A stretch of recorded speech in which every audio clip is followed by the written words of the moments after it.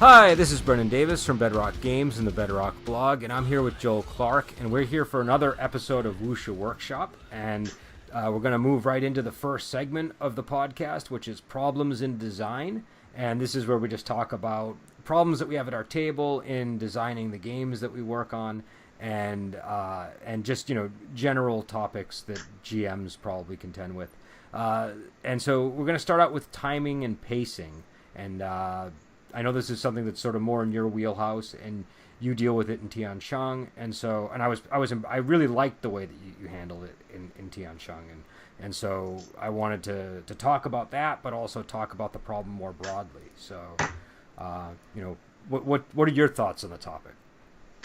Okay, hi, Joel Clark here. Just to make sure everyone knows who I am again, because I'm kind of nobody, as you recall. So time and pacing is one of those things that's not so much a rule that you see in rulebooks a lot, but whenever you actually run games, it's a really critical issue. And like that kind of bleeds into like process-based gaming and stuff like that, which is kind of a broadening of the topic. I want to sort of just focus on like when you're at the table and you're asked the question as a GM, okay, what happens next? You find that is the question you're asked most frequently. And it's hard to consistently have an answer to, okay, well, what is happening next? What should we be doing now? And like the real time of the game passing, like you'll find yourself hitting lags and snags where like you're not sure if you're waiting on the players or if they're waiting on you. Yep. And it's best to kind of whenever you recognize that as like an actual problem of like these big lulls in game time, that's whenever you start thinking about, well, how do I fix that? And that's where you kind of get into time and pacing. It manifests in other ways too. Like it's possible to make a game or play a game such as that you're kind of Monty Halling it, which is where you over reward the players. And so the sort of more satisfying arc of character development and growth concludes too quickly, and you're left with players who are invested in their characters, but they've kind of burned through all your material, and now you're sort of foundering about what to do next. So it manifests both in like the small case and the like session by session stuff, and then the broader case of like how do I run and structure a campaign that goes for the amount of time I want it to, bring it to a satisfying end, all that stuff. And like I said, games like don't spend a lot of time talking about it. I must have $1,000 worth of D&D core books on my shelves right now, and like maybe 8 pages, and all of them are dedicated to talking about how do I actually pace the game. Yeah. Well, I think it's something that's I think a lot of people it's intuitive, and so a lot of people it's not a problem that they have, so they don't necessarily need to deal with it or have a suggestion for it. But if it's something that becomes a problem, then that's when you tend to notice it. So yeah. And there are obviously classic D&D has some good methods for dealing with it in terms of how it handles things like turns and stuff like that.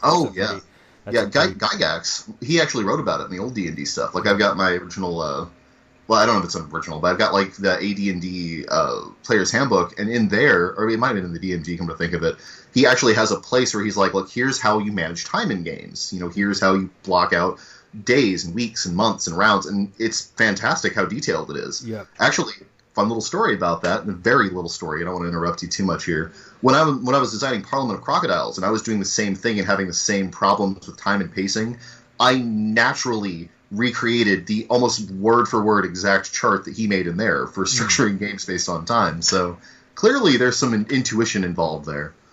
Well, and I think, so I have 3 different groups, and each group, I've noticed, has its own sort of internal clock in terms of how things, and so with certain players, I'm much more in sync. Like, there's no real need to sort of negotiate the passage of time, because I know when the next beat of things is coming. I know that, okay, now they're going to the city, and I need to elapse time for the period of the journey on like a daily basis or something. Whereas with some other groups, it might not be that clear. I might have to sort of I might have to work with much more defined increments of time, just so that everybody sort of knows what's going on, and when things are going to advance without me sort of pressuring them, and so that's the sort of thing where I'm always sort of fascinated by it. And also, as it, time is one of these things that shifts. And again, this is what I like so much about the Tianshang stuff is time really shifts depending on what's going on. And so if I'm involved in combat, I'm dealing with very fine increments of time usually, though not always. It depends on the game. And again, Tianshang kind of has an interesting way of dealing with that. But if I'm doing something like overland movement, I'm probably dealing with much broader increments of time. And if I'm doing like dungeon exploration, I'm dealing with, again, I do tend to sort of default to the 10-minute turn for a local exploration. And I was stunned at how well that wound up structuring my games without me needing to when I started doing dungeon crawls the old school style. Because I was used to just, like, the way I initially approached it was just, tell me what you do. Tell me what you do. And, like, so it was very kind of just free form. And then that led to a lot of the pacing problems I'm talking about, where there were big lags and people were like, well, do I have enough time to do this while this is happening? Yeah. But as soon as I was like, okay, you get a 10-minute turn, and we're going to go around kind of like initiative style. What are you doing during this 10 minutes? What are you doing? And immediately my games became more like focused. People had a lot more, they had a better idea of how they could do things, how the time frame they had to do them. They had processes for, I'm going to check this door, I'm going to look for traps here, I'm going to do this thing that takes 10 minutes. It was amazing. Like how well that structured games immediately. It gave them a sense of immediacy. It wasn't meandering anymore. Little things like that, like really fixed it. So yeah, I gotta hand it to the 10-minute turn. That works really well because you get to point to the next player and say, okay, what are you doing? What are you doing?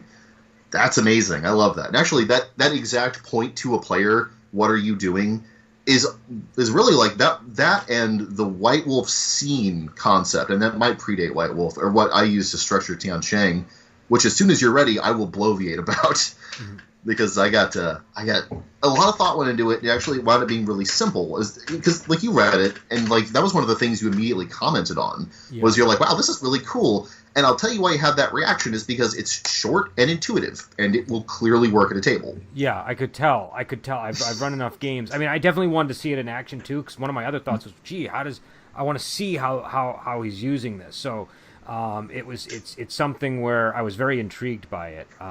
Like you had the one of the things that I really liked about it, obviously was like the montage idea, and I was curious what how that came about. Like what was I've seen people try to do montage stuff in the past, and it's never really worked. But the way you do it seems different.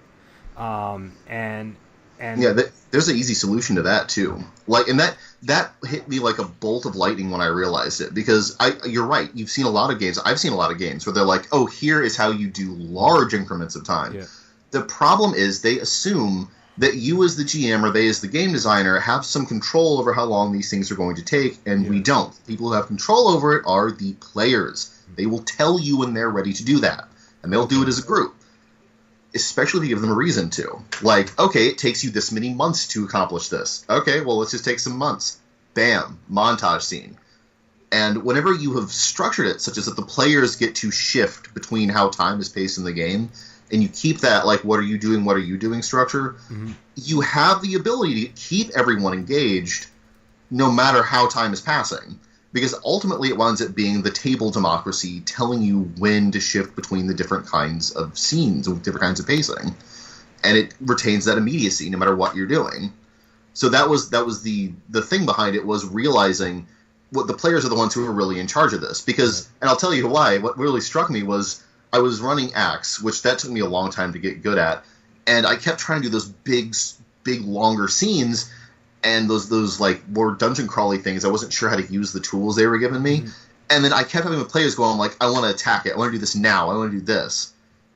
And as soon as I was like, okay, roll initiative. Okay, well, he says this, and just responded at the same pace that they were driving the game, it immediately all fell into place. As soon as they were in the driver's seat, as soon as they were controlling the flow of time, it worked. Okay. Because, you can't dictate how the time is going to flow, but you can respond to it. And if you have that response as a GM, you just shift those frames okay, you guys going to take a couple of weeks to travel over here? Well, we're in a montage then, and that means these things can happen. Okay. And because you've got that structure, you can now design for that as a game designer. You can be like, okay, so if they have 2 weeks and that's a montage scene, well, I know you can train during a montage scene. Yeah. I know you can build these things during a montage scene.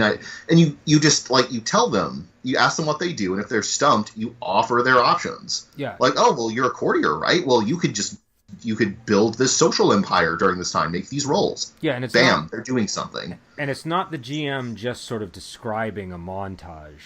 It's the you're playing out moments, like just really brief moments, is what it sounded like to me. And so I immediately, because just to bring it back to Wuxia, like I'm thinking 36 Chamber of Shaolin, like this is like a perfect type of sort of thing to use to get that kind of a feel, like where you have this massive montage sequence to sort of simulate the training experience.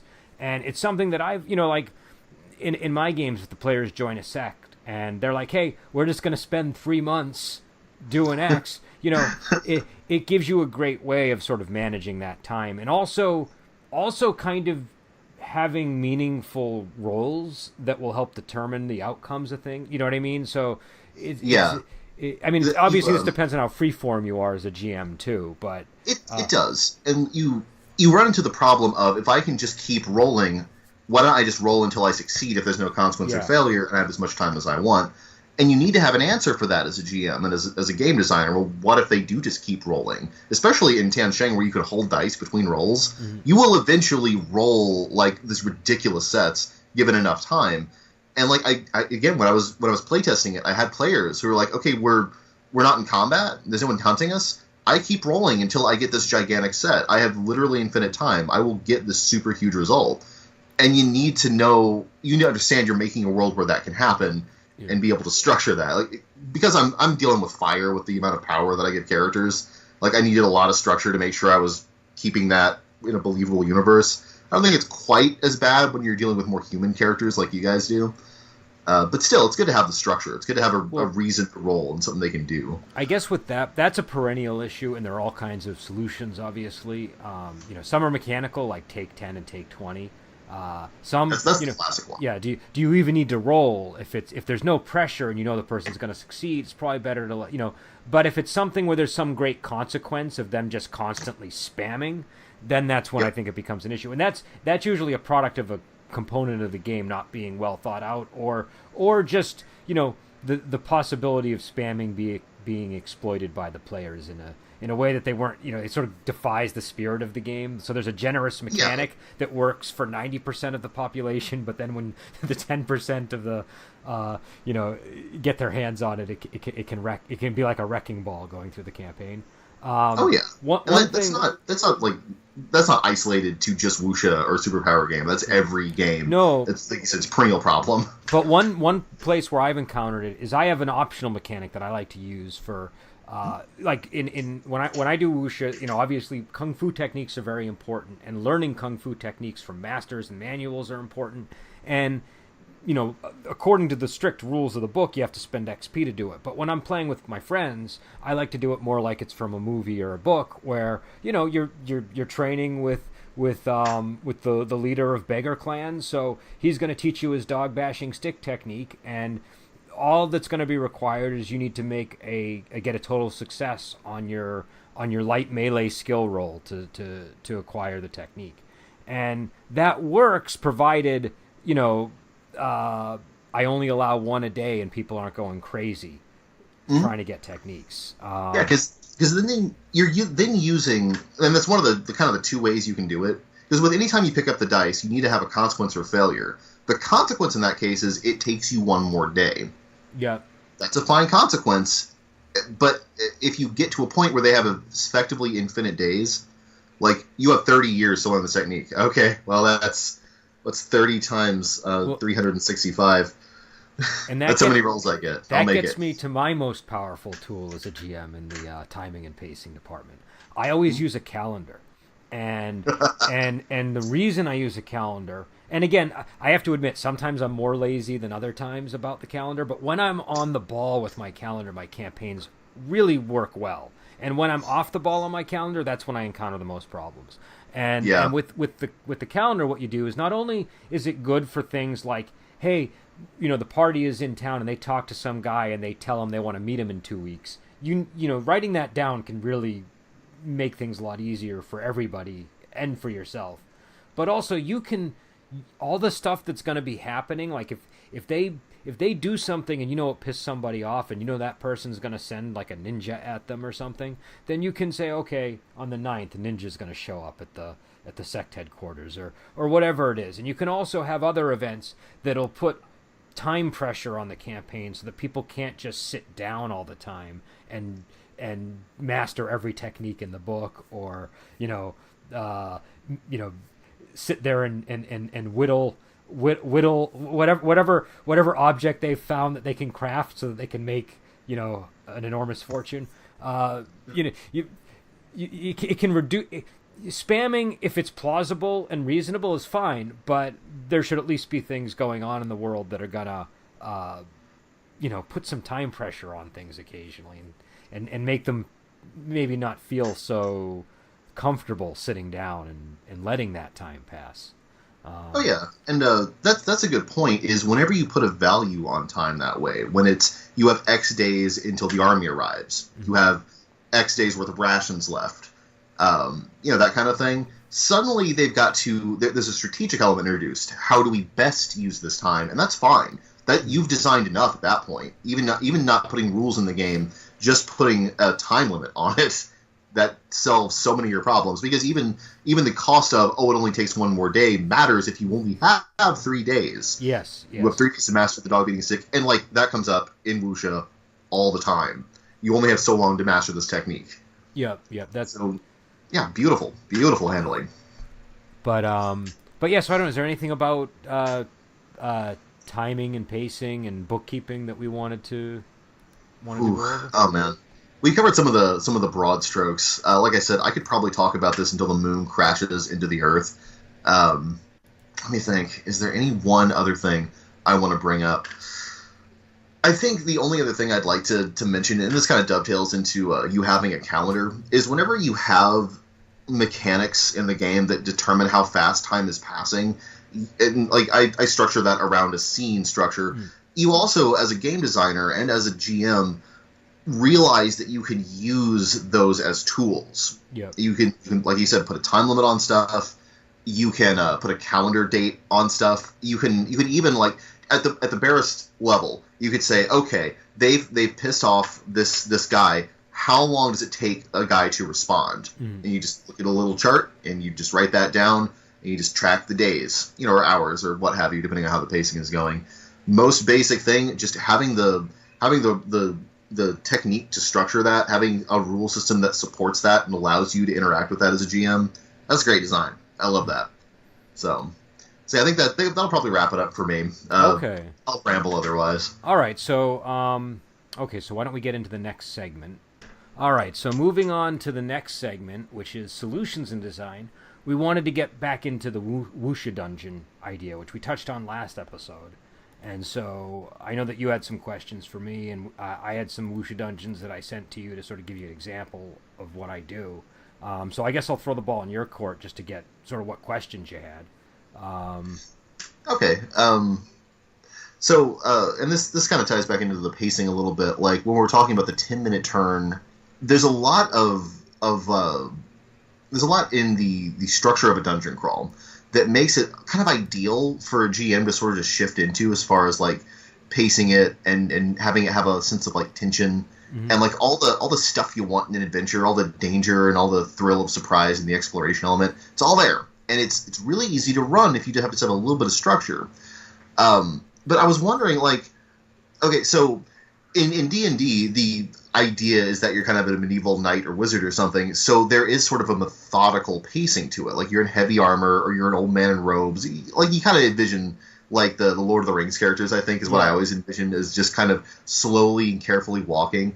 But you contrast that with a Jet Li movie. That guy doesn't walk slow and careful. He flies and flips and does crazy wire fu.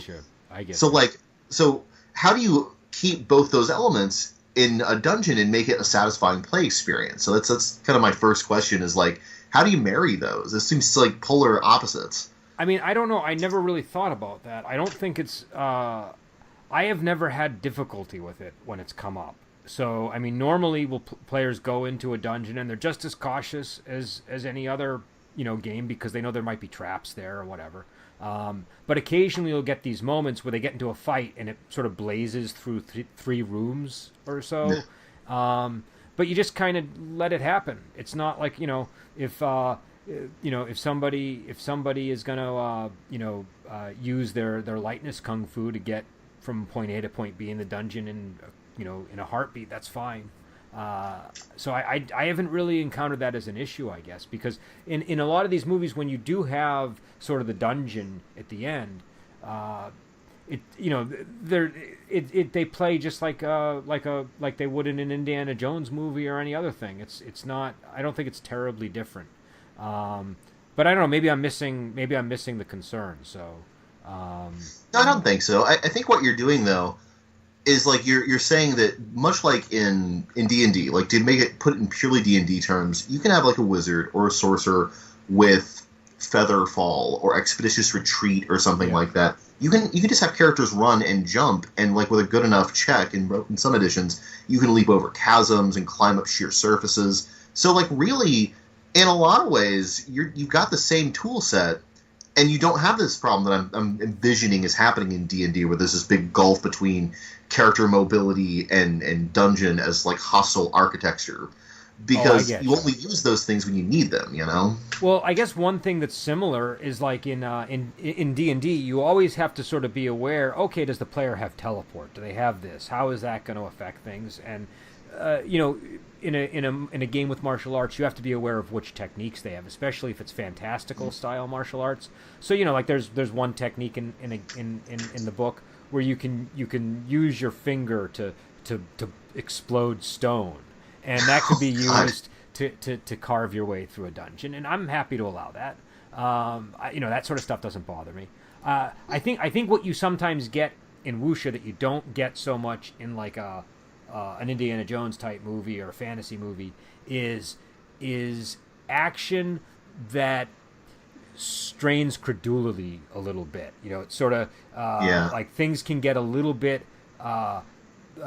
like mythic, but in a really explosive and fast way, and that's fine. I don't object to somebody doing that in one of my dungeons. So I've never had any issues with that sort of thing. I think I've encountered all the same problems that you would encounter running dungeons, I guess. Like I get you. Any problem that you could encounter in D&D, you're going to encounter in a Wuxia campaign.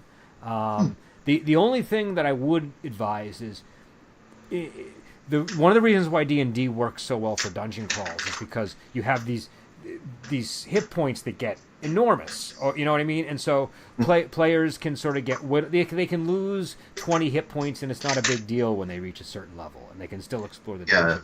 If your game doesn't have a similar scale of wounding, if you're always sort of walking around with 2 health no matter what, then it's very hard to do any kind of dungeon crawl. But in those cases, I would just say you can still do dungeons, just make them more compact.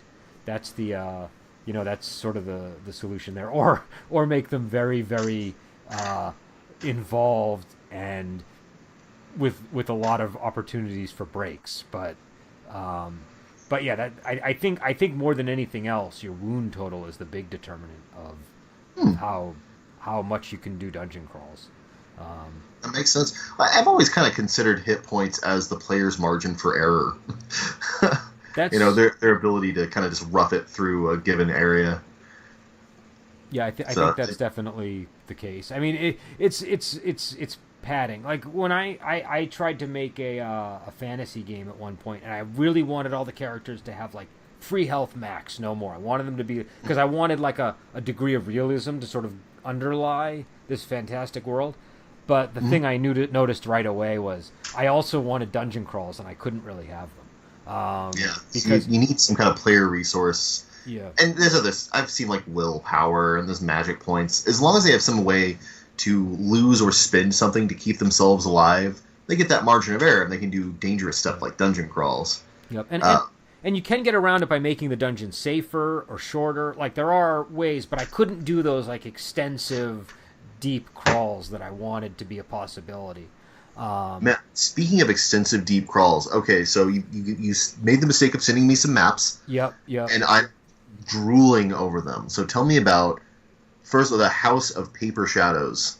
First of all, is this published already? That's not out yet. That's in layout right now. So so whenever the layout's done, it'll be ready. But that is so.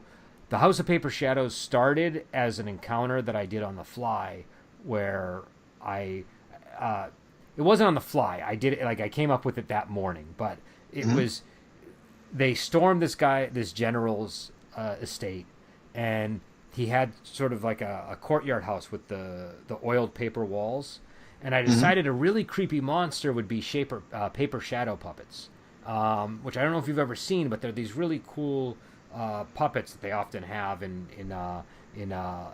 China, and you see them in a lot of wuxia movies and stuff, and they look really neat, but they can also be very creepy if done right. And so the way that I had them operate was the paper shadows attack your shadow. And if they strike you in the arm, you can't use your arm. If they strike you in the leg, you can't use your leg. And so they just slowly sort of paralyze you and whittle you down. That's fantastic. Yeah, and that is. I'm going to pause or put a pin in that right there. That is fantastic because not only is it super creepy, it's got a great visual. It's linked to like the feel of wuxia, but you can solve that problem with kung fu as a player. That's perfect. Yeah, it really creeped out the party. It really, like, that was... I mean, you know how difficult it is to scare people properly in a game. Oh, yeah. It was one of the few moments where, like, I could tell everybody was genuinely frightened. And I think, there was a similar type of monster in an old Ravenloft module called The Created. I don't remember exactly how they worked, but I think they were like puppets that did something kind of similar. And I just sort of took that idea and, put it onto paper shadow puppets. And it really worked. And so from that, I developed this idea of the House of Paper Shadows, which was a secret organization that was an intelligence agency or an information network. And it was always kind of playing both sides. Like, it worked for the King of Haiyan, but also worked for the Empire. And it had all, nobody really knew where it stood. And I always just kind of used it in my campaign as this secretive, dangerous organization that I never expected people would know what was really at the heart of it. And then one day, one of my players was like, "Hey, just so you know, I'm going to attack the House of Paper Shadows next session." And I was like, "What are you talking about? You're not going to why would you do that?" And he's like, "Oh, they're pissing me off. I'm going to attack the House of Paper Shadows next session." And I was like, "Okay, but can you give me 2 weeks? Can you give me 2 weeks so that I can have time to develop the House of Paper Shadows? Because I'm going to be honest with you, I have no idea what's inside the House of Paper Shadows at this point." Yeah. And we need to do a section in the future about begging as a GM to have enough time to design the next dungeon.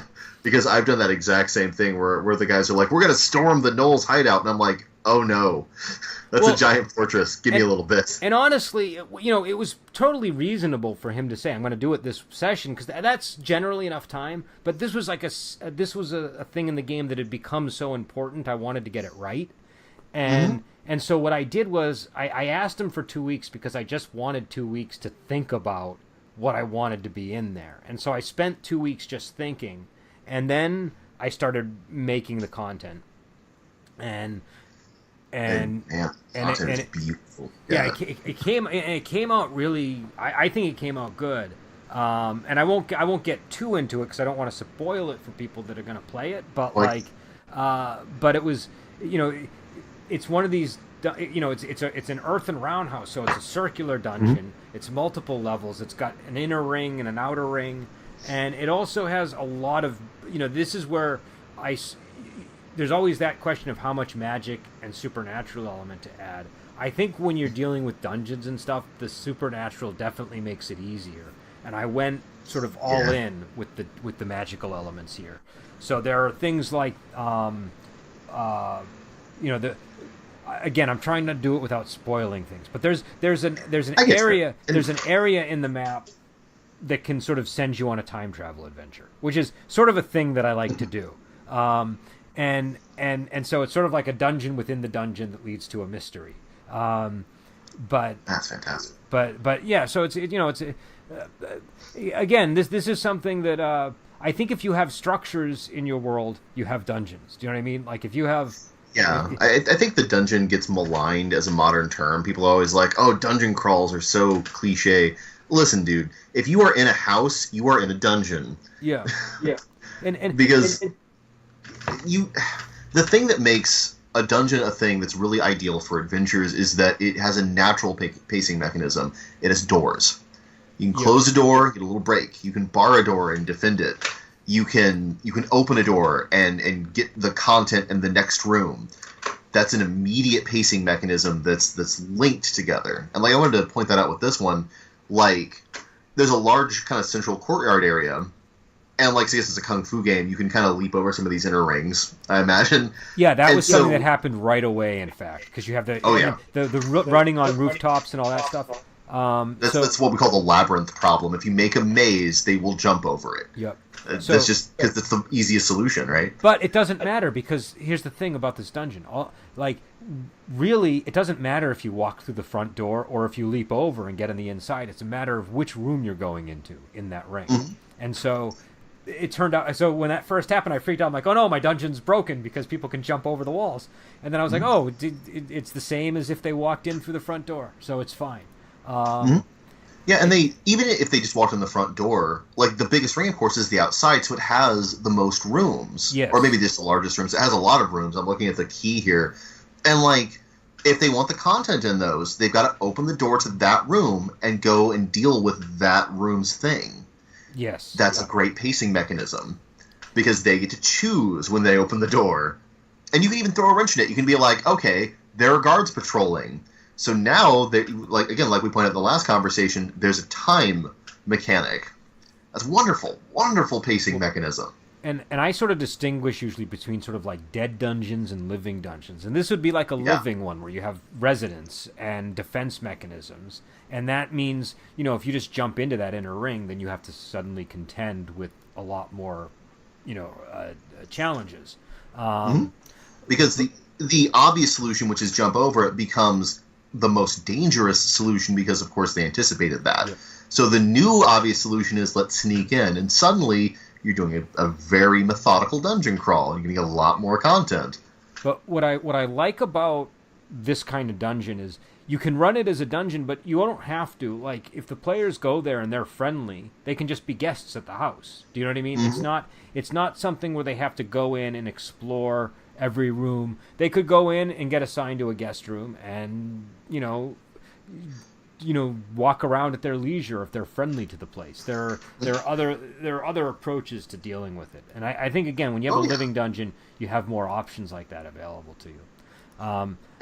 There's an old adage in my games, too, which is a dead dungeon will become a living one, because if they find an empty dungeon, my players, they'll make it their fortress every time. Yeah, that'll definitely happen. And again, I mean, the only reason I tell people, Wuxia Dungeon, is because I just find people are very resistant to the idea of using a dungeon in a campaign. But like you were saying, there's a reason people use dungeons. Like, dungeons, they just work. They've been around forever in gaming because they're a very reliable, way to run an adventure. And not everybody likes to do them, but if you make a game and there's not the possibility of a dungeon being used, then that it can deprive people of that tool. And one of the things I realized early on was, geez, there's a lot of dungeons in Wuxia material anyways. So, it's not like I'm violating. Like, if at first I thought I was violating a principle of Wuxia, but then I realized, not really. Yeah, no, they're really prevalent. There's inns and dungeons are both surprisingly prevalent in Wuxia.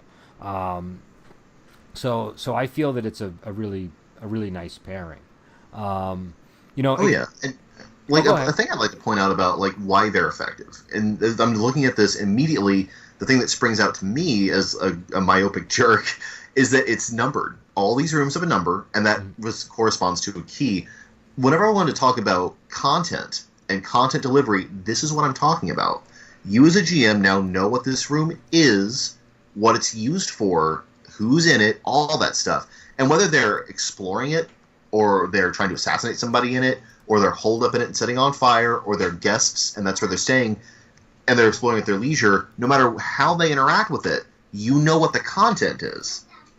That's what I mean about content delivery. If you just had written, instead of seeing this beautiful mapped dungeon, if you had just written, there is this roundhouse, there are people in it, you would not have this content on a key that you could then use in a way that wasn't only something that was convenient for you in game, but also gave a sense of permanency to players. Let's go back to that red room. Let's go back to that place we set on fire that one time. Yeah. You know? Yeah, no. I mean, it's speaking of, I mean, this is not quite dungeon related, but sort of. One of the best structural stories I had in the campaign was when I had an inn that was run by a sect called the Fire Stick Gang, and they had packed their entire inn with gunpowder as a sort of last resort mechanism that they could use to blow up sections in order to defeat enemies that were encroaching on their on their space. And when my players realized this, they just exploited it immediately and blew up the whole inn, and the Fire Stick Gang with them. But sounds about right. But you had mentioned the Alexandrians write-up on Jacqueing the dungeon, and so I read that material this morning. I quite like the Alexandrian stuff. I'm a fan of his three. I think it's the 3 clue rule is the the 3 clue rule is one of those really big used ones. Yeah. It's also one of the more light kind of articles where it just it's like 1 or 2 articles and then it's done. The Jacqueing the dungeon articles are like really heavy. Yeah, that plumbs it deep. You feel like you're doing a dungeon delve reading those. And also this is something that it feels like a lot of this stuff is sort of made its way into the online discussions about dungeons. So definitely, people listening, I would recommend checking out the Jacqueing the dungeon. But what was it specifically about this article that had attracted your interest? Well, I read it on the heels of the what was it called? The process-based like running a game with processes. Mm-hmm. And like I'd already ran D&D a lot before I played this one. Like I'd been a D&D GM for like 6 or 7 years at this point. And for me, whenever I made my home dungeons, or like when you buy a module, they really weren't very fun. And the article, the thing that really got my gears turning about it was it pointed out why, which is they're linear. Mm-hmm. Like if you look at a lot of dungeons, and I was designing these a lot too, what it is it's 5 boxes connected by a single line that links them all, or something similar to that. Yeah. So you don't have any choice in the dungeon, and it doesn't really make any sense as architecture in a lot of dungeons. Were you running a lot of 3E dungeons? 3.0 and 3.5 were mine. I think... and that's like kind of where that really got bad, I think. I feel like, not to interrupt you, but I feel like during that era, the big thing that was going on is everything was structured around sort of the challenge rating of encounters over the course of the session, and that applied to even dungeon encounters where where I remember the advice was to like you want to have like CR blank, CRY, CR this, CR that, and if that's how you're structuring your adventures, it's going to apply to everything, and so it makes sense that a lot of the dungeons kind of felt that way too. I was feeling that too, and I started out back in the 80s, so back where it wasn't that way, and I think it was something that emerged in the early 2000s and became kind of I don't know, it was affecting my enjoyment of play.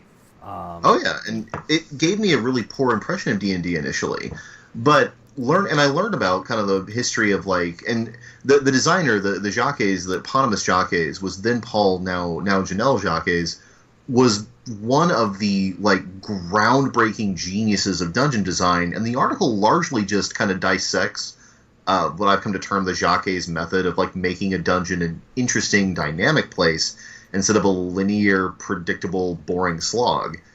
And it's amazing in its depth and its complexity, and also it's like how thorough. Justin Alexander's a great writer, and he's really thorough about exploring the subject of, okay, these dungeons are great. And he goes back to, what was the one he's always mentioning in that article? Caverns of Thracia, I think, is the one he dissects a lot. And he's like, he's going back to Caverns, and he's like, this is why this was good. This, designing the game in this way, or the dungeon in this way, made the architecture matter, in this way, and so this will happen in your game. Yep. And it's amazing, like, the thought that was put into it. No, and it's funny because I had not actually read this article, but these ideas I had acquired over the years from online discussions with people. And so if you look at that Yaogong Palace map, you will see the multiple the multiple entrances thing. The idea of the non-linear. I'm sorry. Let me pull up Yaogong. We have to talk about this one too because it's a beautiful map. But I really want to run this now. Speaking of Jacquet too, a book that she wrote way back when that I would really recommend. And I don't know her work as well as some other people, but the Campaign Sourcebook and Catacomb Guide for 2E, that was like my Bible in the 90s as a GM. And I took so many like pieces of advice from that, like everything from not just like the campaign stuff, but like the little tricks for having like handouts and stuff for your players. There was all kinds of great advice in there. I think the really, what would you call it? The killer app in this series of articles is part 2, the Jacquet techniques section, because that really breaks down all of the sort of individual, things that you can do to make the dungeon work. And also the other thing that I noticed about this that I liked is he does caution against taking any individual part of it too much to heart. So he does say, like do this, but don't do this all the time. Like, you do need to sort of break this rule occasionally. Just make a point of knowing why you're doing that. But I think I thought that was a very useful article and again the one that has always really impressed me was the three clue rule, which if you're doing investigations is a really handy way of avoiding some problems. And three clue is, like I said, one of the more kind of digestible articles. I think that if I had started the Alexandrian with the Jacquet the Dungeon series, I probably would have given up on it because I was like, this is too dense, I'll never use this. But three clue, like, I read that in an evening, and like it just set my mind on fire. So it was just like, wow, you really could just say, structure a game this way, and it gives you a way to use your prep as a GM and kind of get you thinking about, well, how will this prep manifest in the game? That's what I've been terming content delivery. Just knowing, like, I need to prep something, I want it to do this, how do I do that? And Justin Alexander is my go-to guy for that, because he's very thorough. He's very thorough. Yeah. He's a very thorough approach to gaming. I think he might have even expanded those three clue rules into other art, because I feel like there were much larger articles that came later, but I could be wrong. I might be confusing it with another series that he did. I know he did node-based design, which linked into them. I think that's that might be what I'm thinking of. Yeah, I'm going to go mining that site again for future content. So let's conclude with a discussion of Yaogong Palace here. Like, tell us about that a little bit. Oh, so that's just the it's sort of this great evil underground dungeon that is where the former demon emperor used to have his palace, and this is sort of the underground chambers where he was ultimately sealed in at the end of a big battle with Sunan and Bao, who were like the heroes of the setting. And it's just a place that I had to make because I said it existed in the rule book, and I was like, oh, now I gotta like make this thing, and so I applied a lot of those techniques. There's multiple entryways to the dungeon. A lot of these sort of thoughts were in my mind when I was making it, and I think, I don't know. I don't know if I have much to say about it, except for it's an example of what I would say is sort of a way to game.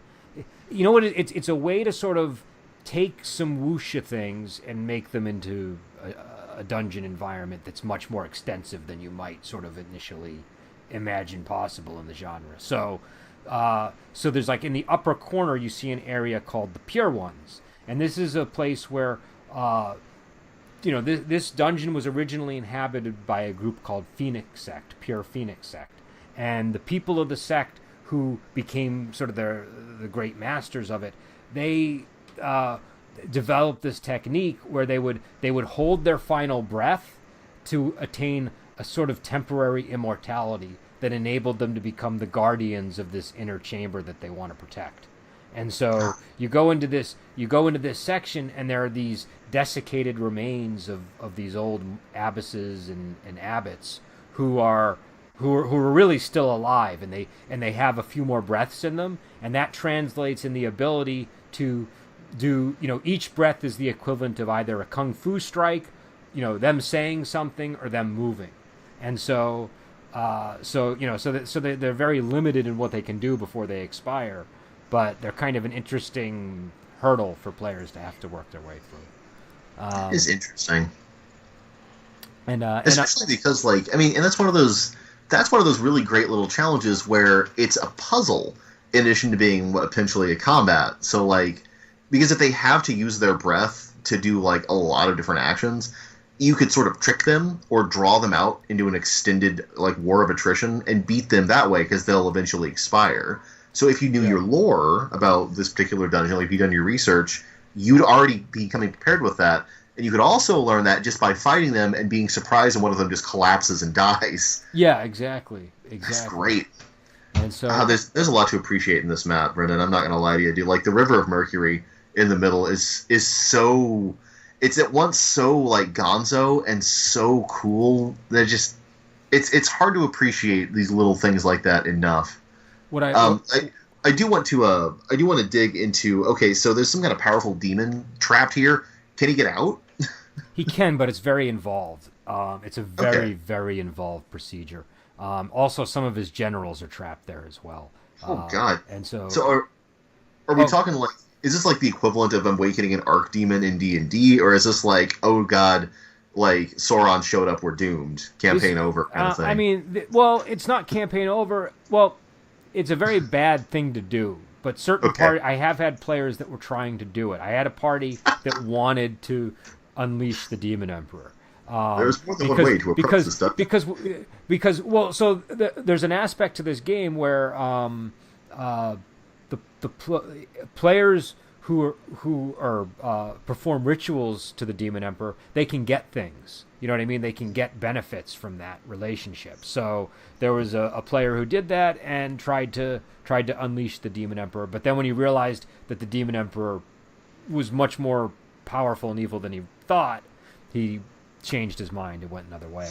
But the River of Mercury, the thing that I'm proud about with that is I actually contacted a science teacher to figure out what happens when people fall into Mercury, and so I feel like the mechanics I came up with for that were reflective of what the person told me. So it's not not like I did deep research, but I at least did my due diligence to find out, okay, if somebody actually falls into Mercury, how difficult is it to stay buoyant, and not just end up taking mouthfuls of mercury. That's great, and you know what that adds, because you have to abstract that for rules. Of course, that's not going to be perfect science. But what's great about that is it adds a verisimilitude to your game that it wouldn't have otherwise had. That doing that kind of research, I did a very similar thing with the effect chart in Tianxiang, where I looked up okay, how much does this thing weigh? So when I did the power the lifting chart, I was okay, so they can do this much in pounds or kilograms, and that's equivalent to lifting a crane or this. So there's both descriptive and numerical. And it's just a little thing that if I hadn't done the research, it wouldn't be in the game. It'd be harder to run it. No, those little bits of research, that's one of the things that makes Dungeons so fun, is that you have these opportunities where well, what would happen if this was in there? And, you can sort of look it up and try to, but one technique I found that's just very helpful, there are so many professors working at so many schools with specialties who are more than happy to answer these questions if you write to them out of the blue. So I'll regularly contact people and ask them, because if I can find the information, in books or online, I will. But sometimes, the information is difficult to get if you're, especially if it's a gaming thing. If you have a very specific question about, what happens if somebody gets stabbed with this kind of weapon or something, it can be difficult without asking the proper person. Yeah, that's some very particular knowledge, you know. No, my doctor is sick to death of my questions. But yeah, so I don't know, but Wuxia Dungeons I think are again, they're also things that like you see them in the movies, like even like in a film like The Bride with White Hair, the way that like a lot of the sect headquarters are shot resemble dungeon environments. Oh yeah. And so anytime you would go to another sect to steal a book, that's kind of like a dungeon crawl in a lot of ways. It can be much more superficial. It can just be sort of a sort of broadly laid out residence with a hall that you go to.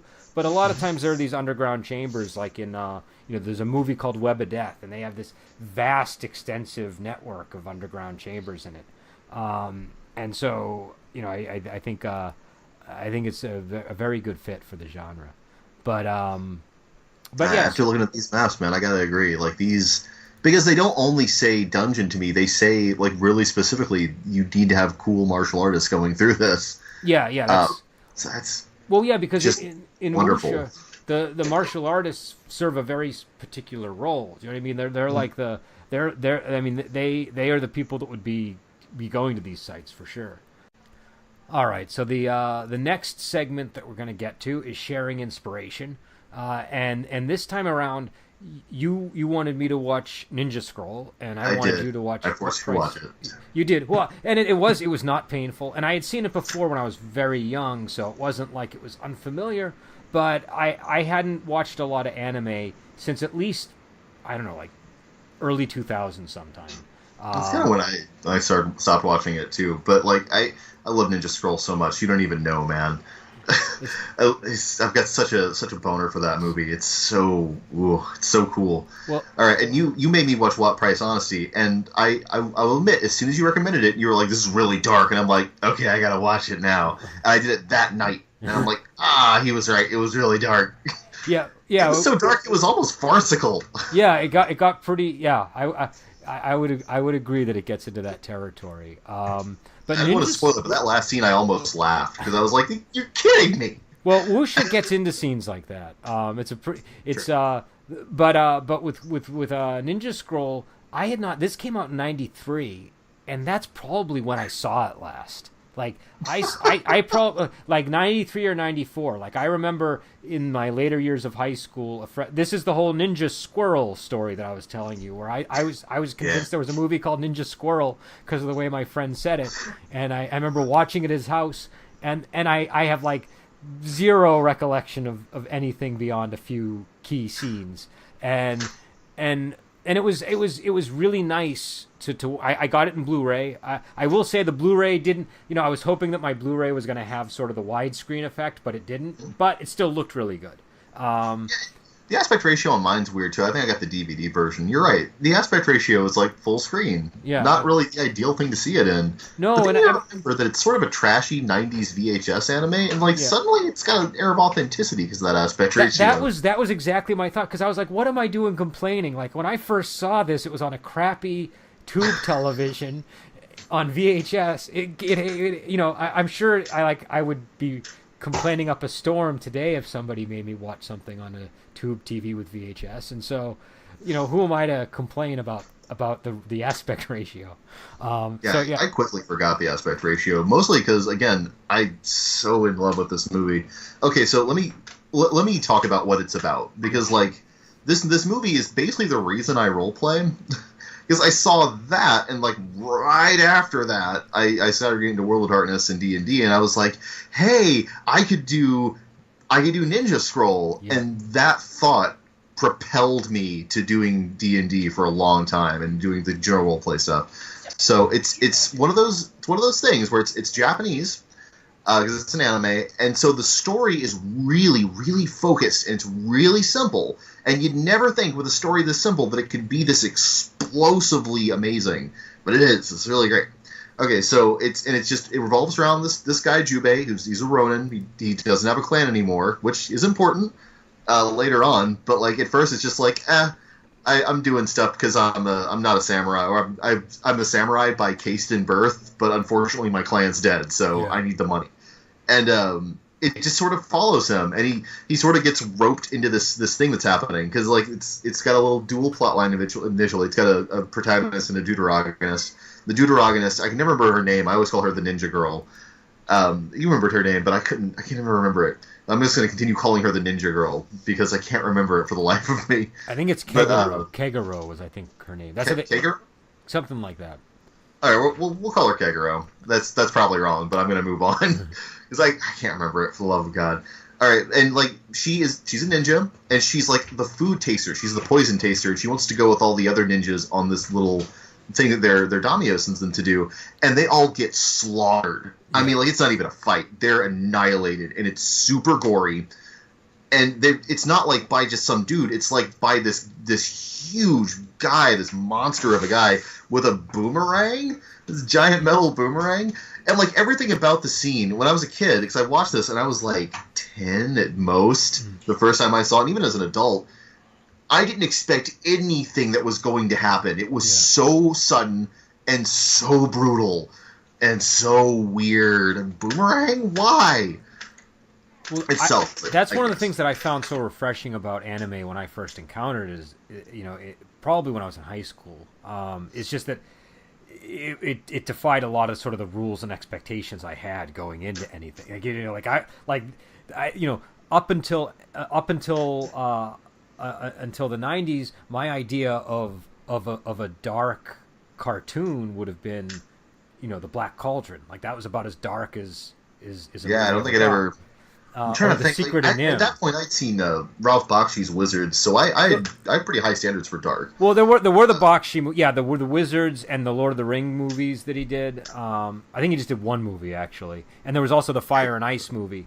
But the thing about those is, I don't think I saw the Lord of the Rings movie until I was in the 7th grade, and the Wizards movie my dad made me watch when I was a kid, but I have to be honest, I didn't remember it until years later, and.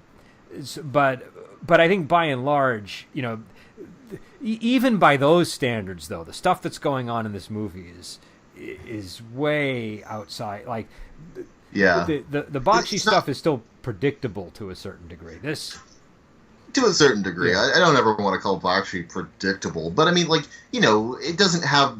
It's from our native culture. It's from America. Yeah. So like, there's a certain like comprehensibility to it, even though it is abstract. But Ninja Scroll is not. It's from a very different culture, and like it's amazing how unique and unusual that was. And you can't, like you said, you can't undersell how much nothing else available was like this at the time. Yeah.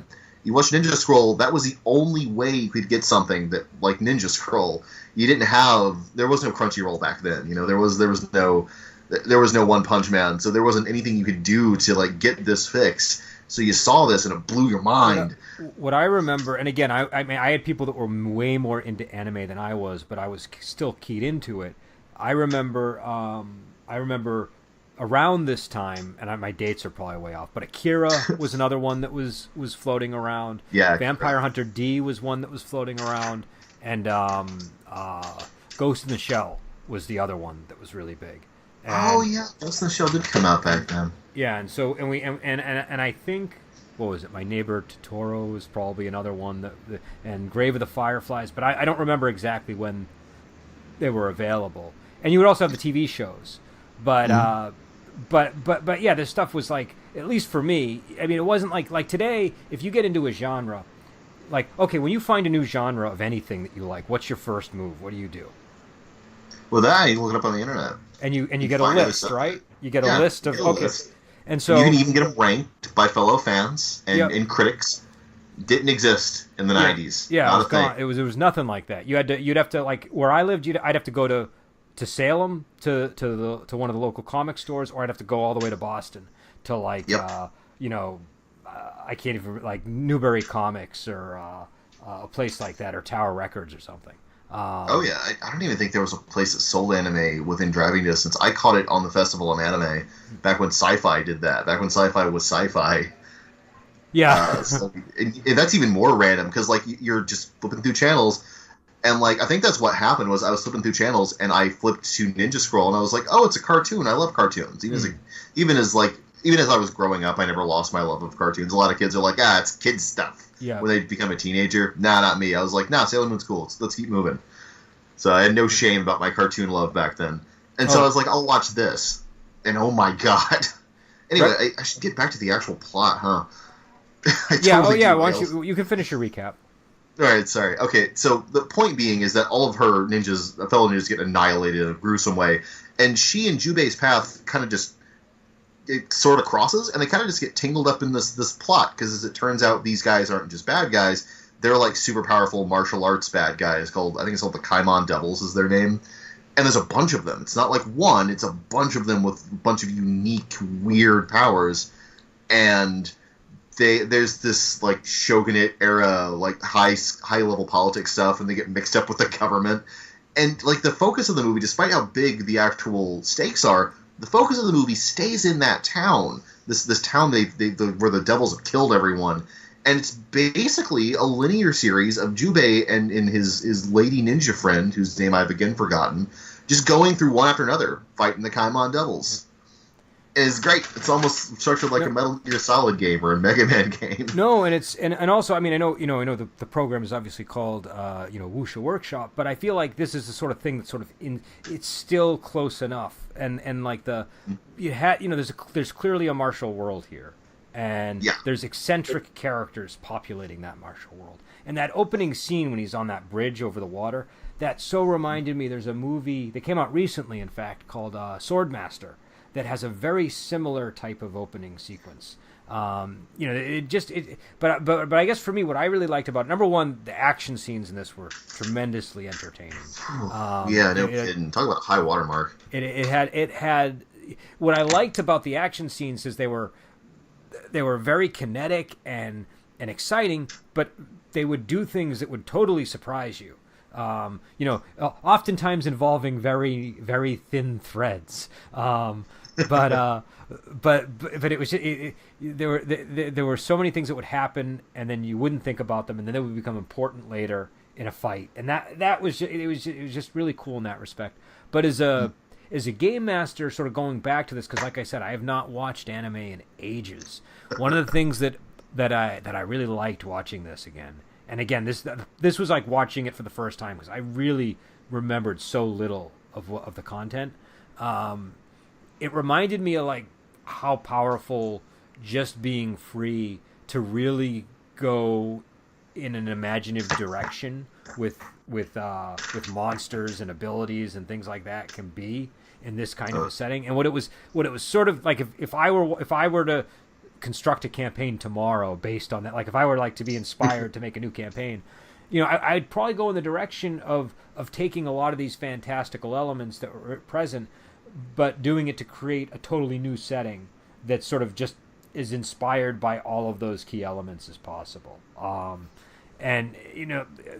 So there was just this sense of I was exploring a world going on in the movie, and that was the thing.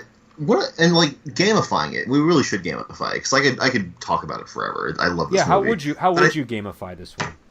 Okay, so one of the things that's important is it's basically a string of boss encounters. So it's kind of structured like Shadow of the Colossus, where the next thing you will do is encounter a boss. You're not really sure where, but you will encounter a boss.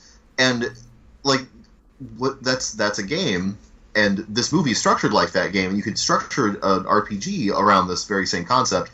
You don't have to structure the whole RPG, but like individual encounters should be structured this way. And I think actually a lot of games naturally do this. D&D does this really well, where you encounter a monster, you don't know what it can do, and so part of the fight is kind of figuring out the puzzle of what do I do to beat this guy.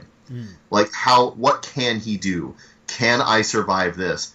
Like, what's my margin for error? How do I approach this and hurt it? Like, one of the first battles is Jubei is a swordsman. He's a really good swordsman, but his opponent has invincible rock skin and is super huge and strong. So he keeps hitting him with a sword. It's doing nothing, and that's great. That's great because he's trying different tactics and strategies to beat him, and eventually he does. Like it. And again, like there's a plot point involved there that I don't want to spoil too bad, but like it's all of the encounters are like that. With the blind swordsman, it's similar. The swordsman is way better than Jubei, and he's blind, so he keeps using the flashing of his sword to distract Jubei, putting him at a disadvantage. Yeah. And we get a nice bamboo. And got to figure out how to beat him. We get a nice bamboo forest in that scene too, which that's cool too. So some environmental interaction there. But you would do it as a series of boss encounters. Is kind of how you would approach this. It sounds like. I like if I was going to structure a whole campaign around it. Yeah, I would. Or this would really be a great 1 or 2 shot as far as like presenting it. But as far as like a takeaway lesson, as just a general lesson, make it so that the players can't predict your bad guys. And so they have to kind of think of, I can't just roll a d20 at this. How do I role play in a way that gives me an advantage? How do I interact with my environment? What weakness does this thing have? You know, that kind of stuff. Okay, so I guess if I'm thinking about it in those terms, in terms of like how would I make the sort of series of encounters with these bad guys happen, I guess the way that I would do it is I would use the grudge tables that I use to because basically he ends up with a big grudge with the 8 devils and they want to destroy him, right? So So the way that I would do that is I would just roll, however often I thought was necessary to determine if there was an encounter with one of the bosses and with which boss, and that would probably be my approach to it, to give it sort of an element of the unknown. The thing that I would like about that is that would allow me to still have this kind of a plot going if there was something else occurring in the campaign. Like if the players were dealing with something else, I could still have this kind of hanging over them. And I find that in terms of like the pacing issue we were talking about before, that's like a really great way to bring the pace to a certain speed if you need more time. And that's a good point. If you wanted just to lift the whole Kaimon Devil thing, where there's a group of super powerful bad guys united in purpose and the enemy of the party, and just sprinkle that throughout a campaign, that does so much great stuff because they're just wandering around doing whatever. They're in a Wuxia dungeon, and suddenly something explodes, and they're in the middle of a boss encounter. They're like, "Oh my god, it's that guy from the Kaimon Devils." Yep. We know what he's up to. He's ambushed us. We're getting bushwhacked. And that what we, again, is kind of stereotyped as a random encounter winds up being something that, no, this is a living part of the plot. Yeah. Roll from a chart and really easy to put into a game. It's even better if you don't structure it specifically, because then you as a GM get to be surprised by when the devils strike and who strikes and how. And you can also tie it like clearly it depends on what the party's actually going, like what they're doing, that's being interrupted by these encounters. But if they're doing something else and the enemies that you're using are intelligent, they might do things to thwart the party. And so if the party is going to the dungeon for a specific reason, maybe the Kaimon Devil that they encounter that at that location tries to use the dungeon against them somehow, or tries to get to whatever they're trying to get first. Like if there's if there's some great sword they're trying to acquire, maybe the Kaimon Devil already has it by the time they show up. Or even better, make it a ticking clock element. I think you got a lot of time to get into this dungeon. You just saw a Kaimon Devil rush in there at top speed.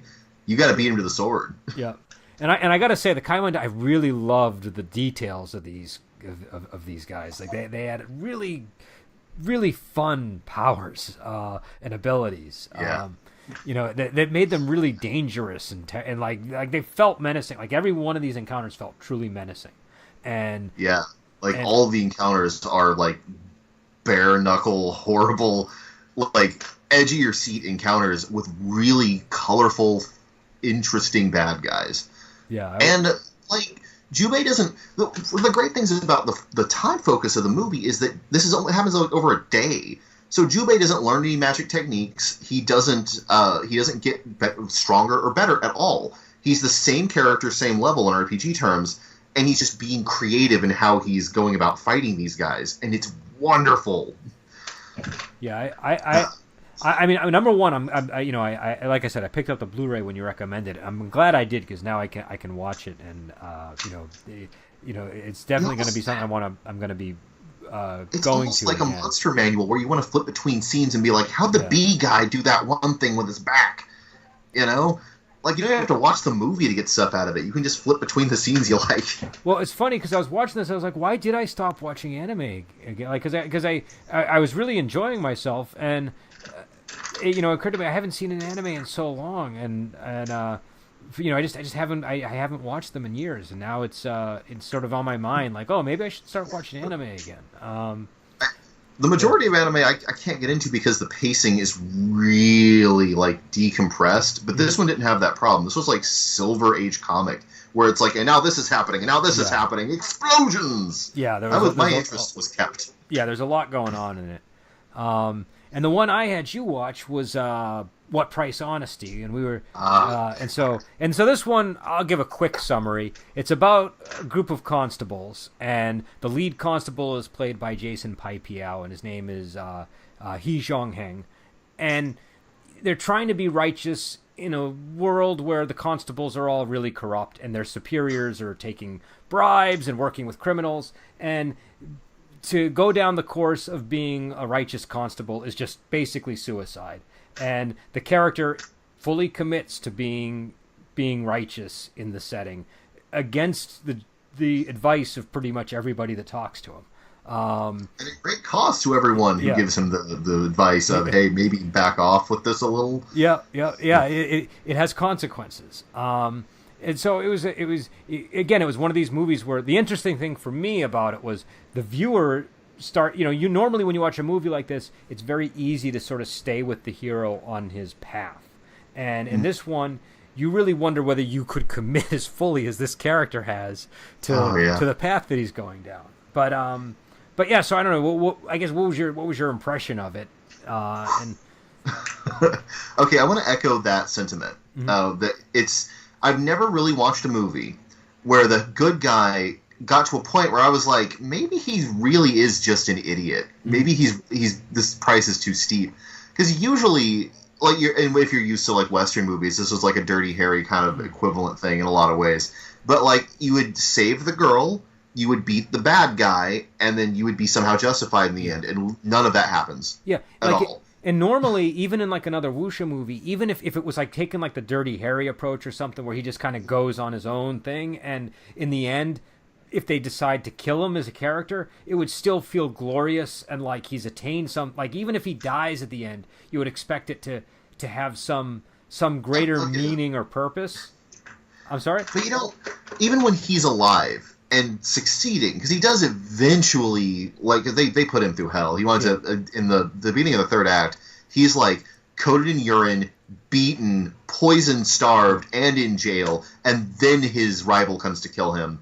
And then he finally manages to get the heck out of there. Not to spoil it too much, but I mean, of course. You know what? Okay, we're going to spoil it. This is going to be full of spoilers because I want to talk about some details. Okay. So we'll spoil it then. So they kill his wife too. They kill his wife. They kill his wife. Yeah. They kill everyone. But like, okay, so getting to that point where he's like at a really dark point, even then when he gets out and starts murdering the people that have been torturing him, you as an audience, or me, I guess, I was like, okay, so he's killing people, but like, just run, dude. Like, what are you even accomplishing anymore?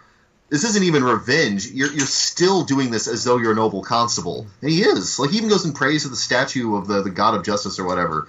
And I'm just like, I don't follow you anymore, man. You're nuts. Well, they had to get it back. Get out of there. They had to get it back to the Temple of Chivalry. That was sort of the... Yep. Yeah. That's a very important part of the movie, is that temple. But I guess for me, number one, just as a movie, I really liked that aspect of it. I really liked sort of, what price? Like, you really do ask that question, and you sort of ask the question, well, am I not as moral as I thought, or is he more stupid than I thought? Like, what is? Yeah, you start gauging him versus, like, is he actually being rational, even in his pursuit of chivalry, or is he nuts? Yeah. Did he lose everything else, and all he has is this, and he's just clinging onto it by the barest, like, by his knuckle bones? And, like, that's a question you ask, and the movie doesn't demand that you ask that question. You find yourself asking that question. Yeah. Because just, like you said, it starts off in a way where you're like, okay, they're going to clean up the town. And no, everyone gets compromised. everything goes wrong. All the people you love die, and then it just keeps getting worse for this dude. Yeah. And you're like, oh my god. Yeah. And he what am I doing with my life? But he's still like, nope, I'm dedicated. And the movie makes certain that they gives you those scenes where it's like the voices of reason will come to him. His wife comes to him. Cut this out. You know, we've got to. You don't have to be a constable. We can do something else. And he's like, no, I will be a righteous constable. And then later on, his friend comes to him. And he's like, okay, our friend died, and they just swept that under the rug, and they're bribing me, and they're trying to bribe you, and they're going to kill you and everyone you love. You need to give this up. And he's like, no, I'm going to keep doing it. I'm going to keep being a good guy. And then his friend's like, well, okay. And then he's in the dungeon, and his wife comes to beg for his life, and he's like, okay, don't beg. There's a big judge coming. Go and talk to him. And she's like, okay. And then he gets word that she should say, in that scene, she actually is the one who proposes that idea, because he tells her. Oh, that's right. Yeah, he tells her to marry somebody else because he's going to be there for 30 years. And she says, hey, no, there's this judge who's righteous. I'm going to appeal to him, and that's why she gets murdered, because she's going to appeal. And they're like, hey, she's going to sue us. She's going to go to the magistrate, and they hang her in broad daylight. And and then his friend tells him that. And he gets a chance to get out. His rival comes to kill him when he's soaked in the pee. I can't get over that part. That was so awful. Well, the guy playing the bad guy is Lolier. He's one of the. There's like 8 bad guys in this movie, but Lolier is the bandit guy, the bandit bad guy with the eye patch, because he gets that killed his friend. Yeah, murdered the heck out of him. And Lolier. I love the martial arts in this movie. I do want to take a moment to kind of just have a breather with the martial arts themselves, because like you told me about them before, and you're like you'll thrill at them, but it won't just be because of the spectacle. Yeah, and you were right. There's a certain brutality to it, even though it never quite goes to wire fu. It's all very believable. Yeah, and it's still fantastic. Like these guys fight like wizards, but like there's like this harshness to it and this brutality that makes it really just it's gut wrenching. Some of these combats. Yeah, and a lot of kicking. I like the kicking that they brought to the table in this one. Sun Qian is in the movie, and he's known for his kicks, and so they kind of they folded that into a lot of the fight choreography. And the scene with Lolier when he's got the Guandao and he's just chopping guys down and taking off heads, and it's definitely wuxia, because it's like one guy taking out 10 guys. But there's a lot of groups of bad guys attacking our heroes, which, by the way, I made rules for in Tianxiang because of those exact kind of scenes. You have actually. Go ahead. I'm sorry. There's a similar scene near the end of Ninja Scroll where the infinite levels of ninja attack Jubei. Just ninjas are fired out of everywhere. He's like, ting, ting, ting. Same thing. Exact same kind of trope happening there. So. And that's very difficult to pull off in a game. One of the things of this movie, in terms of gaming, what I thought about was I think it's about constables, and constables are a really important aspect of life in this kind of setting. So it's just a good sort of introduction to how the inner workings of a constable organization might operate, so that you just sort of have something to hang your hat on and know, okay, this is sort of how the procedures are, and this is what they do on a daily basis, so that it can allow you to sort of give a little bit more fleshing out of a typical encounter with a constable, for example. But also, if you wanted to run a constable campaign, this would be a really good movie to watch. It'd be almost like again recommending Dirty Harry if you're doing a cop or detective game. Yeah. It's like it kind of gives you some insight there. I noticed that too. Like the movie doesn't put it in your face, but it does just kind of just genuinely show you, like, okay, here's how they collect their pay. Here is how they communicate with each other. Like here's how they solve problems, and here's how the organization works. It's all really natural, really comprehensible, and like it's not like a thing they have to explain to you. They just sort of do. Yep. Yeah. So I would definitely say it's a movie that you can get some gaming material out of if you're heading in that direction. If you're heading in sort of the law enforcement, city adventure type direction with a wuxia game, and I think constables generally are there's a lot of constable movies out there, and so it's the sort of thing that it's worth getting familiar with. Yes, this is true. I for me, one of the more dark things that came into it that actually kind of got my gears turning, because I was watching it with the eye towards what am I going to talk about with this one, was there's an extended torture scene near the end of the second act. Yep. And like I've never successfully put or really wanted to put torture into a game, but like there's a question that's begged every time my players get like apprehended by the bad guys, where I'm like, I don't just want to kill them, and I don't want to sit there describing how they're tortured. How do you gamify that? Have you ever gamified like them being incarcerated and tortured, or otherwise something like that happening? I don't think I have. I've had players that have. I mean, I think everybody's had players who torture. They torture the goblin for yeah. info. Yeah. Or yeah, they just I've had some pretty brutal players in that respect, but I haven't generally done it. I think just because it feels odd to do to your players. Maybe I'm wrong on that. I don't know. I can't say I have a whole lot of experience with it. But if I were to do it, if I were to commit to that idea, I would use whatever the game that I'm playing's equivalent of an endurance roll is, so that I have some way of measuring their response to the so I everybody can say, oh, they cut off my hand, I don't say anything, but there needs to be some kind of, that's the response you get. Yeah. I would probably roll on something like a mutilation chart. I know a lot of games have those, and just be like, hey, this is how they disfigure you. Mm-hmm. Do you say anything? No. Roll again. Okay. Just make it worse each time. If I had to do torture, I would do it something like that, so it was a player cost. I have maimed players. I do maim players frequently. Oh yeah, there's a maiming section in your game, which has this. The guy, his eyes were just cut in half with the sword. Yeah. He's like, oh god. That caught my attention. Yeah, you have to maim. You have to be willing to maim players in a campaign, because I mean, you need to have. So here's what I do but if I'm, and again, this is a little bit off topic, but if I'm gonna have somebody lose an arm, I will usually have the NPC declare that they're going to take your arm first, and there's two reasons for it. Not always. I'm not always going to do that, but usually I will. One of the reasons is I want the player to know that I'm not like fudging any of this, like that's what I was intending to do from the outset. And that's just an easy way to convey that the character is trying to maim you. Well, and in a metagame level, it tells the player the stakes. You're not going to lose hit points. You're going to lose your freaking arm. So take this seriously. Yep. Yeah. So I think it's important to sort of if you are going to maim somebody, to be fair about it. So any maiming role has to be out in the open, in my opinion, just because it's too easy for people to suspect that it's not a genuine result or something. So. And again, losing an arm is a big deal. I would say losing an arm is actually a bigger deal than dying. I had a player character lose his leg a few sessions ago, and it had a big impact on the character. So, but yeah, I don't know. I think it's I think the movie has the torture scenes. I guess how I would bring that into a game, I wouldn't bring the torture itself, but what it did illuminate for me is, hey, you could have a campaign that somewhat occurs inside of a prison if a player gets captured. Like there was an ecosystem in that prison. Do you know what I mean? It wasn't just like, oh yeah. Well, I'm sorry.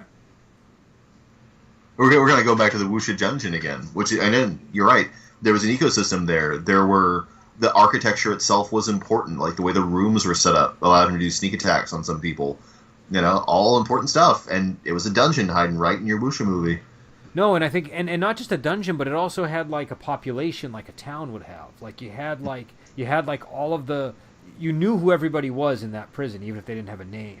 And so sort of, if you have a player that gets captured, maybe skip the torture, but one thing you might do is you might have him deal with sort of the groupings of people that are now in this prison that he's in, and some of them are not his friends, and they pose a threat to him. That's actually a pretty interesting situation to have to survive. That is interesting. I think that's a good way of doing something fascinating. With you get thrown in the you get thrown on the brig basically. That's cool. I like that. I may have to steal that, Brendan. Yeah, that's one thing that I like to do is if the players get captured, I like to sort of know where it's going to go. So I'm always sort of thinking about that. But I guess the one other item we wanted to cover in this segment today was the painted skin story, which you read. So I just read it. That was fresh. So that's a Pusong Ling story from the Strange Tales books. It's been made into multiple movies. There's the painted skin from the early '90s, which is by King Hu, and I recommend it. There's the more recent ones, which I love. The ones that came out, I think was it 2008 and 2011. I might have the dates wrong, but they're really they have a really great look to them. And then there was one that came out in the '60s that is difficult. I've never found it with English subs, but it's still worth checking out because the visual depiction of the monster is pretty cool. But yeah, what did you think? What did you think of the story? I liked it in a lot of ways, and it was one of those things where I remember you telling me this about the Strange Tales, that I could immediately take that and turn it into something for a game, because what it basically is just it's a witch. It's a monster who has the ability to like change her appearance and has a couple of little magic tricks. And like if you translated it 1-to-1 to D&D, you could or equivalent system, you could just put that monster in there, and the player is either one of the poor people in the house if it's a horror game, or it's the priest in the case of a more heroic game. So yeah, I liked that. And one of the other things I liked about it was it didn't care to explain everything in it, so it has an enduring sense of mystery. Like at the very end, where the wife has to go to the really dirty, weird guy. Yep. Okay, he spit a pill in your mouth, and it's your husband's heart. Bye. What? Okay. That was great. Yeah, that was might be my favorite part of the whole thing. That was a really weird scene. She goes up to this crazy guy who's like, he looks like a beggar or something, and he basically embarrasses her and then says, okay, now you got to drink my spit. And she drinks the spit, and she goes home humiliated. And then it turns out, like you said, to be her husband's heart, and it restores his body because the monster takes out his heart. That's where the whole in the new painted skin movies that's where the eating the heart thing comes from. But I put these monsters in my own game because I think they're so amazing that I love shapeshifters, and I love the idea of somebody who can literally paint a skin on themselves to be whatever they want. And it's a little unclear because it's through translation, but in some versions of it that I have, the monster is described as a he, and the exterior is a she. It's sort of like a veneer. In some, it's both. So the monster's a she, and the exterior's a she. So I don't know what it is in the original text, but I like the idea that you could have this monster that's, it can be virtually anything underneath this skin. It's a really interesting monster to throw at a party. And it's also an interesting monster if you have an existing NPC that the players know, to replace that person. Do like a changeling / doppelganger thing. Yeah, that's the thing about like doppelganger as a bad guy. And in D&D, this is a thing too, where that's in every monster manual. This doppelganger, the shape-shifting, I can be anyone bad guy. That you have to understand about those things. They're only interesting if you don't know they're a doppelganger at first. Yeah. That's like you get most of the mileage out of them not being what they actually are, which isn't really intuitive. And I don't think any monster manual has ever actually come out and just said, okay, here's how you do a doppelganger. Because if you round a corner and there is a chest and a doppelganger there, okay, you're about to have an uninteresting fight.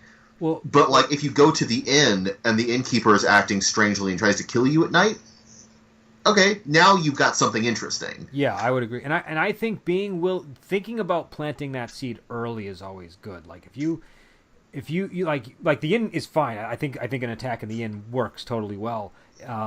But you can also do it with like a longer term character that the party's going to deal with, and maybe they don't discover the situation until well into the adventure, or well into the campaign. That could be interesting too if there's like an official that they've been dealing with, and the whole time he's been like a painted skin creature. That can be sort of it, but they don't know it. Because one of the things I like to do is I like to make sure that I'm dropping clues about stuff like this, so that when the reveal happens, the players and I always want at least one of my players to say, guys, he did like drop a few clues. Now, I think that's you want one of the players as your advocate because you don't want the whole table going, oh, that came out of nowhere. Yeah, if somebody groans, I want there to be another person at the table who will be like, no, he said it here and he did that and he did, and so I think it's always good to sort of lay the and again, whenever you do present clues early on, that does create the possibility that it'll be discovered earlier than you wanted, but that's okay. That's fair because if they crack the mystery, right away on a good guess, okay.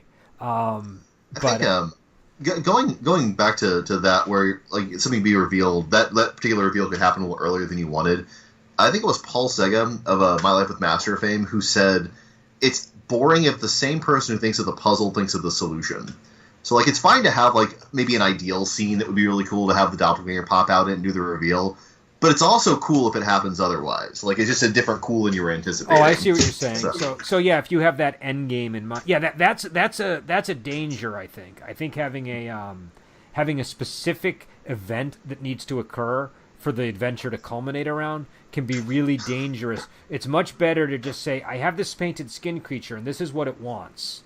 And these are some things I think could happen, but I don't know how. You know what I mean? That's usually a better... Yeah, that's the best way to do it. Because then even if none of those things happen, you know what it wants and what it is. And so whatever is happening, you can contextualize how it reacts. Yeah. That's perfect. Because that turns the painted skin creature into a being that's kind of like the players, in that it is a limited by the rules being that wants stuff and is trying to get it. And so that puts it on that kind of level playing field where there's no plot need to someday have it accomplish something.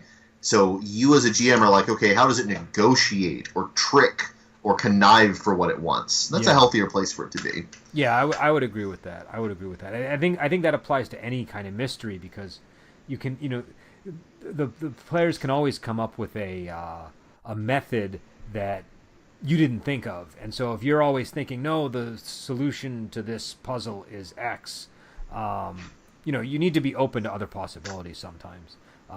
My rule of thumb is if it sounds like it would work and you have no reason to object to it, that probably would work. That's generally how I tend to try to run things. That's a good way to do it. Yeah, I think in this case that's sort of a good approach. But yeah, I don't know. I love these creatures. I mean, I like you said, they're doppelgangers basically. But they're super cool doppelgangers. They can paint. The D&D doppelganger is a little too immediate. These things are closer to, like, remember John Carpenter's The Thing? Yeah. They're closer to that, where like some event happens that makes them, have the painted skin power. They can do something. And it's not like it's just a doppelganger, because on top of being able to look like someone else, it's like this really powerful witch monster. Yeah. So there's this whole other interesting monster that's also fooling you. That's really neat.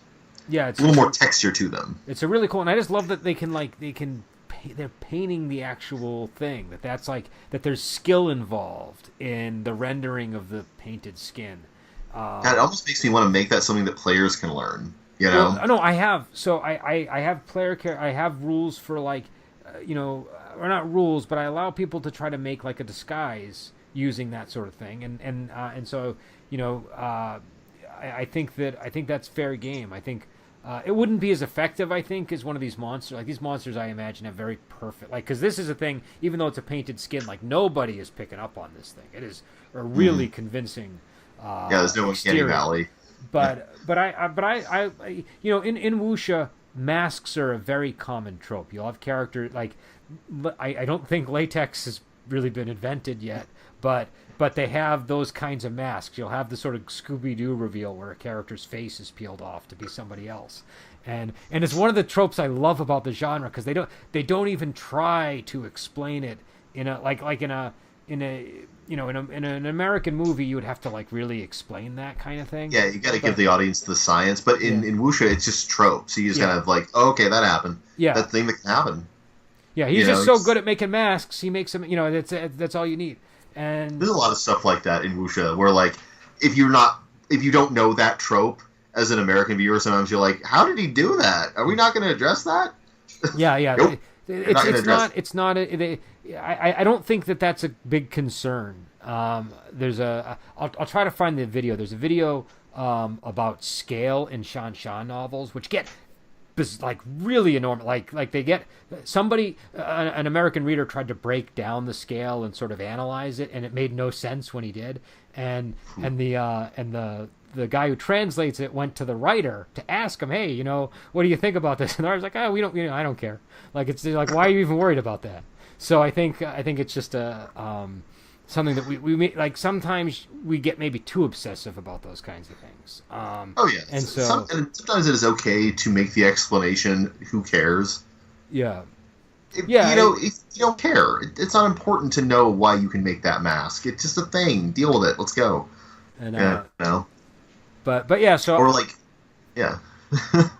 But yeah, I think I don't know. What we'll have to do is we'll have to watch the Painted Skin movies now at some point, because those. Yeah, that's probably going to be next week's viewing if I can get a hold of them. I'll talk with you after this, and we'll see if it's a possibility, because again, the King Hu one is excellent, but I really like the Painted Skin Resurrection movie, the most recent one. I just think it has a really compelling look, and it borrows a lot from different genres. So it's a movie that I don't think you even have to be a wuxia fan to really like. It really goes well beyond the wuxia genre. It's more of it's more of a supernatural sort of fantasy type movie than anything else. But what we might have to do is contrast that with John Carpenter's The Thing, to do like the Eastern and Western version of the same thing. Oh, that wouldn't be a bad idea. Yeah, that wouldn't be a bad something? idea. I could definitely stand to watch The Thing again if I had an excuse to rewatch Very watchable. That. Yeah. But we've been going on for a while now, so I'm gonna close here. But we did have one other. We'll hold that off for next week. We were gonna share some other things, but I think we'll hold that off for next week because we've got a lot of material. This is a pretty satisfying episode. I'm pretty happy with how this one went out. So all right. So we're gonna go, and we'll be back. And also on Friday, so we have Wuxia Workshop, and then we have Wuxia Weekend, where we do our reviews of movies on the weekend. And so I think next week we're doing Hero, actually. And this past Friday, it's not Wuxia, but we cover Kung Fu movies, too, and stuff like that. We did The Tournament with Angela Mao, which is a really cool movie that you should watch. So I will leave it at that, and I'll see everybody tomorrow when I get on with Adam to talk about Return of Condor Heroes.